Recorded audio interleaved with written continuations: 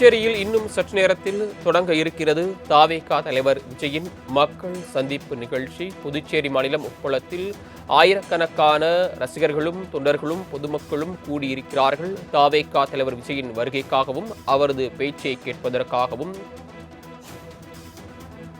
தமிழகம் முழுவதும் தாவேகா தலைவர் விஜய் மக்கள் பிரச்சாரம் மேற்கொண்டிருந்தார். அதன் பிறகு கரூர் சம்பவத்திற்கு பிறகு காஞ்சிபுரம் மாவட்டத்தில் அவர் ஒரு தனியார் மண்டபத்தில் மக்கள் சந்திப்பு நிகழ்ச்சியை நடத்தினார். அதற்கடுத்து தற்போது புதுச்சேரி மாநிலம் உப்பளத்தில் மக்கள் சந்திக்க இருக்கிறார்.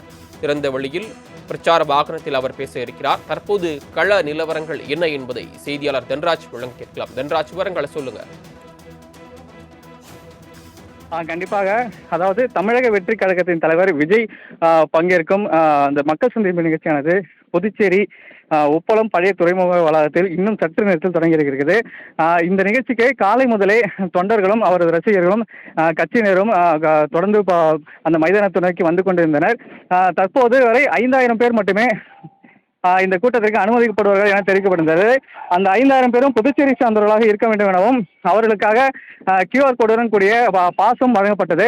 இதனையடுத்து காலை 8 மணி முதலே இந்த மைதானத்திற்கு அவர்கள் கூட்டமாக வர தொடங்கினர்.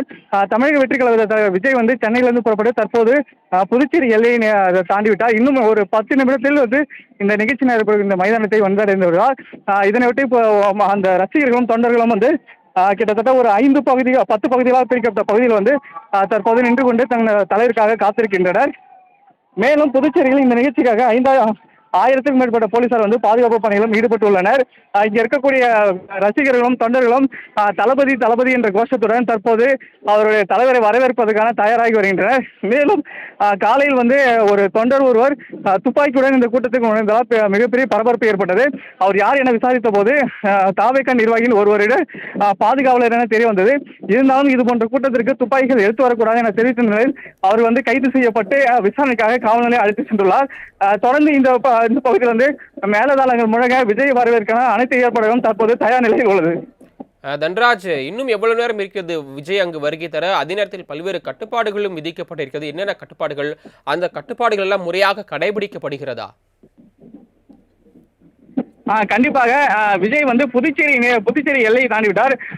இன்னும் ஒரு 5 அல்லது 10 நிமிடத்திற்குள் இந்த கூட்டம் நடைபெற மைதானத்தில் அவர் வந்து விடுவார். மேலும் அவர் சரியாக ஒரு 10:30 மணி அளவில் தனது பேச்சை தொடங்குவார் என தெரிவிக்கப்பட்டுள்ளது. மேலும் இங்கே வரக்கூடிய தொண்டர்கள் மற்றும் பொதுமக்களுக்கு பல்வேறு கட்டுப்பாடுகள் விதிக்கப்பட்டுள்ளது. அதாவது குழந்தைகளை கூப்பிட்டு வரக்கூடாது, கர்ப்பிணி பெண்கள் வரக்கூடாது, வயதானவர்கள் இந்த நிகழ்ச்சிக்கு வரக்கூடாது என கட்டுப்பாடுகள் விதிக்கப்பட்டுள்ளது. மேலும் இங்கு தகர சீட்டுகள் அமைக்கப்பட்டு அந்த தடுப்புகள் அமைக்கப்பட்டுள்ளது. அது மீது யாரும் ஏறக்கூடாது. அருகில் உள்ள மரங்கள் மற்றும் மின்கம்பங்களில் ஏறக்கூடாது. அந்த ஒரு கேலரியை தாண்டி இன்னொரு கேலரிக்கு அந்த தொண்டர்களோ இல்ல இளைஞர்களோ யாரும் குதித்து அந்தாண்ட செல்லக்கூடாது போன்ற பல்வேறு கட்டுப்பாடுகள் அவர்களுக்கு விதிக்கப்பட்டுள்ளது.